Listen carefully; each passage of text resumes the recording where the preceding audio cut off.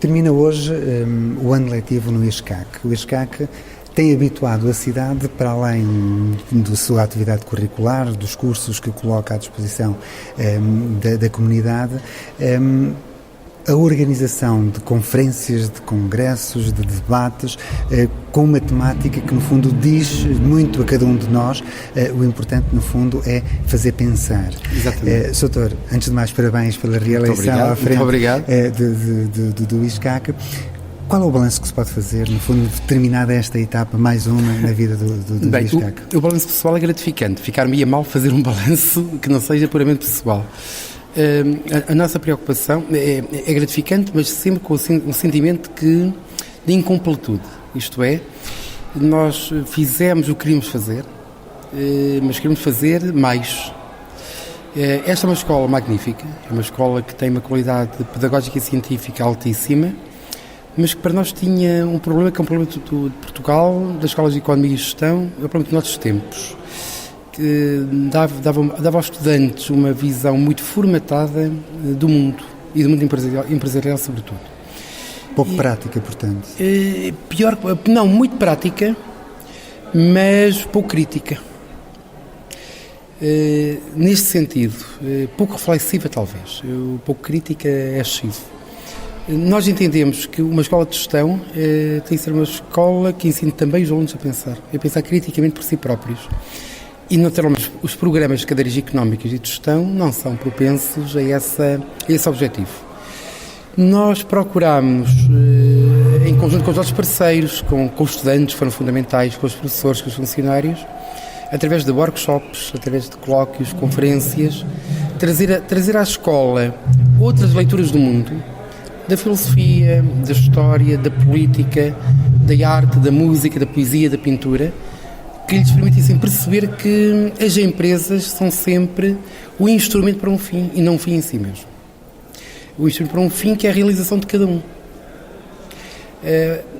E portanto, tentámos, é sempre uma tentativa falhada, como é evidente, porque não é fácil, mas nós acreditamos que a própria tentativa vale a pena. E a resposta dos alunos, sobretudo, tem sido fantástica. Pelo menos os auditórios têm estado... Têm estado, e os alunos, eu dou um exemplo com o professor Adriano Moreira, com 91 anos, ali naquele palenque, teve uma hora a falar de pé, e com uma plateia metade deste auditório era da cidade, outra metade eram alunos, sobretudo do primeiro ano, que não arredaram pé. E isso é muito gratificante. E que eu podia falar do Adriano, podia falar do Hotel Serra de Carvalho, não é? Que nós não somos, eu repito sempre isto, muito politicamente orientados. Eu tenho as convicções próprias, que é evidente, mas a escola tem que ser plural, tem que ensinar a pensar, tem que lutar contra o pronto a pensar e contra o pronto a pensar, sobretudo económico, que é o grande mal dos nossos tempos. A ideia que não há alternativas a políticas económicas, a ideia das inevitabilidades económicas, é uma ideia que não é verdadeira, que é falsa, portanto, e que uma escola como esta tem o dever, eu sinto esse dever de afirmar. Não para afirmarmos verdades alternativas, mas para dizer, procurem outras verdades. Há outras verdades. Não há verdades absolutas. Doutor, isso leva-me a uma outra questão, agora fugindo um pouco do motivo que nos trouxe aqui, que foi o encerramento do ano letivo, que tem a ver um pouco com isto. Nós estamos habituados a olhar teoricamente para as pessoas que estão nos topos, a gerir economicamente este país, as instituições bancárias, e estamos a verificar que eles falharam redondamente. Como é que é possível nós podermos confiar em alguém quando, no fundo, teoricamente, os craques, os crânios da economia e das finanças levaram à situação que o país... Porque, daí a minha preocupação. Eu penso que em Portugal temos um problema de elites, de fragilidade das elites e de muita ignorância das elites. O que me diz os craques da economia e das finanças, eu não sei que craques são esses, porque os grandes craques da economia... Os lugares que estão, teoricamente, são os melhores. E são os mesmos que nos dizem da inevitabilidade das políticas, da inevitabilidade da austeridade, tudo isso. Mas veja que os grandes craques, dando crédito aos prémios Nobel da economia, são totalmente contra essas políticas. E é isso que nós na escola, e nós tentamos trazer isso à escola. Eu falo de um Stiglitz, falo de um Krugman, falo de um Makarov, falo do último prémio Nobel, o Roberto Schiller, tudo prémios Nobel, que são totalmente contrários a estas políticas.